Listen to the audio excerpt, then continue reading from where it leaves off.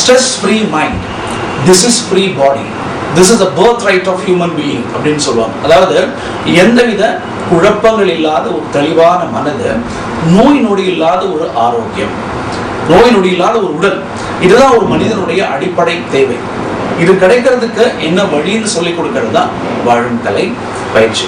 இப்போ நீங்க பார்த்துக்கலாம், ஏன்னா அந்த கிளிப்பிங்ஸ்ல வந்து நிறைய பேர் பேசும்போது எனக்கு இந்த பயிற்சி செய்தேங்க, இதுக்கு முன்னாடி பார்த்தீங்கன்னா நெஞ்சு வலி இருந்தது, அதுக்கப்புறம் இல்லைங்க ரொம்ப தலைவலி வச்சது, இந்த பயிற்சிக்கு அப்புறம் தலைவலி இல்லைங்க, இல்லை எனக்கு வந்து வயிற்று வலி இருந்தது, இந்த பயிற்சிக்கு அப்புறம் தலைவலி, ஆஸ்மா குறைஞ்சிருக்கு, ப்ரெஷர் குறைஞ்சிருக்கு.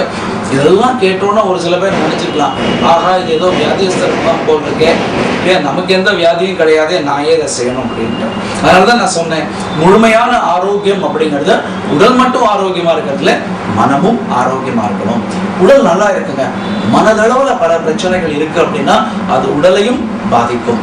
அதே மாதிரி மனசு நல்லா இருக்க உடல்ல பல பிரச்சனைகள், இப்ப எனக்கு ஒரு நோய் இருக்கு அப்படின்னு தெரிஞ்சாலே என்ன ஆயிடும், இந்த நோய் இருக்கேன் நோக்கிறேன், அப்ப என்ன ஆயிடும், வாழ்க்கையில ஒரு சலிப்பு ஏற்பட்டுவிடும். அதனாலதான் நம்ம வாழ்க்கைய கலையா பார்க்கணும் அப்படின்னா அடிப்படை ஆரோக்கியம், அதுவும் எப்படி முழுமையான ஆரோக்கியம், உடலும் மனமும் ஆரோக்கியமா இருக்கிறது எப்படி, அதுக்கான ரகசியத்தை சொல்லிக் கொடுக்கறது தான் வாழும் கலை பயிற்சி. அதாவது இப்ப நீங்க நினைக்கிற வாழ்க்கையை வாழ்றதுக்கே கஷ்டமா இருக்கு, இதுல எப்படி போட்டு கலையா பார்க்கறது அப்படின்னு, அதுதாங்க ஒரு சவால்.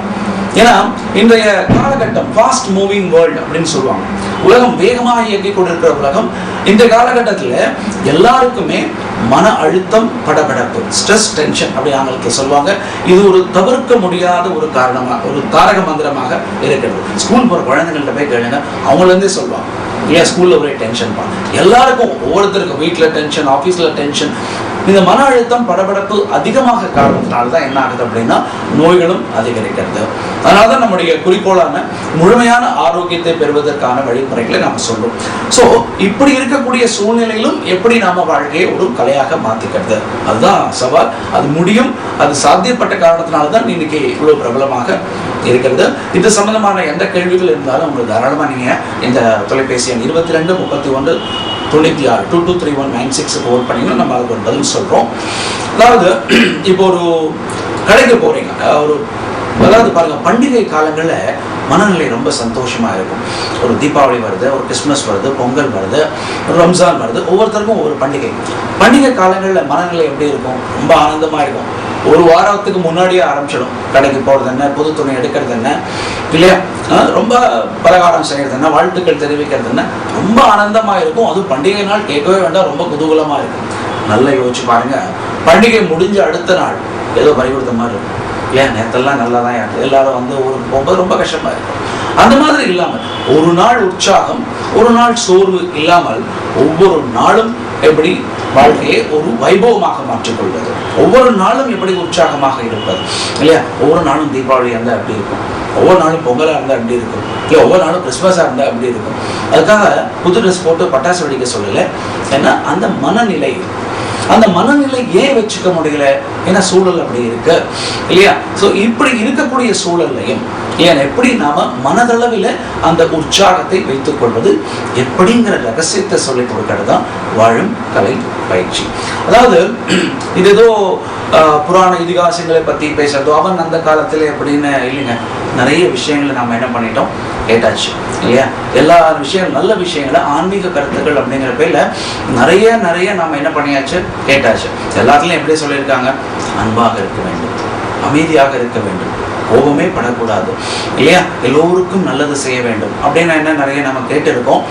அது எல்லாத்தையும் அந்த கூட்டத்தில் கேட்கும்போது என்ன, ஆமாம்ல எல்லார்கிட்டையும் நம்ம அன்பாக இருக்கணும் அப்படின்னு முடிவு பண்ணுவோம் இல்லையா. அந்த கூட்டம் முடிஞ்சு வெளியே போன உடனே உங்களுக்குன்னு பிடிக்காத ஒருத்தர் வந்து முன்னாடி நிற்கிறாருன்னு வச்சுக்கோங்க, என்ன ஆகும், அவ்வளோதான்.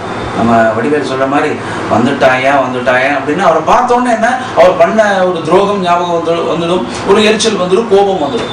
ஒரு 5 நிமிஷத்துக்கு முன்னால் தான் நம்ம என்ன பண்ணோம், இல்லை எல்லார்கிட்டையும் அன்பா இருக்கணும் அப்படின்னு முடிவு பண்ணோம். நான் என்ன சொல்ல வரேன், நிறைய நல்ல விஷயங்களை நாம் என்ன பண்ணியிருக்கோம், கேட்டிருக்கோம், படிச்சிருக்கோம். அதை எப்படி ப்ராக்டிக்கலா நம்முடைய வாழ்க்கையில பயன்படுத்திக்கிறது, புரிஞ்சுதுங்களா. செயல் வடிவம் கொடுப்பது எப்படி அப்படிங்கிறதுக்கான ஒரு அப்படி பண்ணணும்னு நினைக்கிறீங்களா இல்லையா.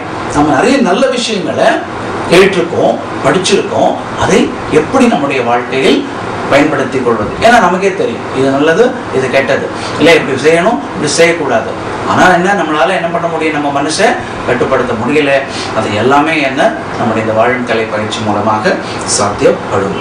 இந்த வாழ்க்கையை பார்த்தீங்கன்னா 3 விதமான அணுகுமுறை செய்யலாம். அதாவது 3 different approaches to this life அப்படின்னு சொல்லுவாங்க. ரொம்ப முக்கியமானது என்ன அப்படின்னா உடல் ரீதியான அணுகுமுறை.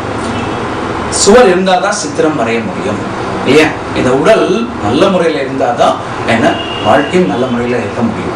உடல் வளர்த்தேனே உயிர் வளர்த்தேனே தேகம் தேவாலயம், இப்படி பல பெரியவங்க உடலை பற்றி நிறைய சொல்லியிருக்கிறாங்க. இந்த உடல் பார்த்தீங்கன்னா நமக்கு கிடைத்திருக்கிற ஒரு அற்புதமான பரிசு. இந்த உடலுக்கு ஒரு பரிசு கிடைச்சிருக்க, உங்களுக்கு ஒரு நல்ல ஒரு கிஃப்ட் கிடைச்சிருக்கு.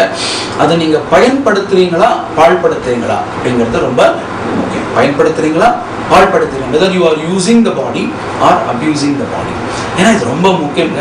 ஏன்னா இந்த உடல் வந்து ஒரு ரசாயன தொழிற்சாலை மாதிரி, ஒரு ரசாயன தொழிற்சாலை மாதிரி. ஒரு சின்ன ஒரு ஏதாவது இடத்துல பிரச்சனை வந்தாலும் தொழிற்சாலை இழுத்து மூடக்கூடிய அளவுக்கு என்ன உடல் பாதிப்பு ஏற்படும். ஒன்றும் வேண்டாம், அந்த சின்ன விரலில் ஒரு காயம், இல்லை தோல் கிழிஞ்சிருக்கு, இல்லை நகை சுத்து, எனக்கு ஏதாவது காரமாக சாப்பிட முடியுமா? முடியாது. நல்லா தூங்க முடியுமா? முடியாது.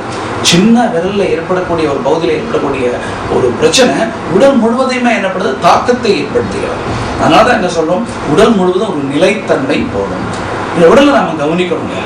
அதாவது உங்க வீட்டில் ஒரு அறை இருக்கு, அதை பயன்படுத்தாமல் நீங்கள் அப்படியே கூட்டியே வச்சிருக்கீங்கன்னு என்ன ஆகும், பாழடைஞ்சிடும் இல்லையா?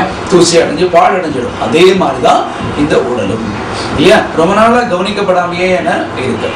ஸோ இந்த உடலை கவனிக்கிற மாதிரி சில பயிற்சிகள் நீங்க என்ன பண்ணுவீங்க, வாழும் கலை பயிற்சியில கற்றுப்பீங்க. உடல் ரீதியான அணுகுமுறை, சில எளிய பயிற்சிகள் நல்லா அண்டர்லைன் பண்ணிக்கணும். நீங்க என்ன வாழும் கலை பயிற்சினா தலைகீழா நிற்கிறது இல்லை அப்படிலாம் நினச்சிக்காதீங்க இல்லையா. எளிய பயிற்சிகள், இதை பற்றி மேலும் சொல்றோம்.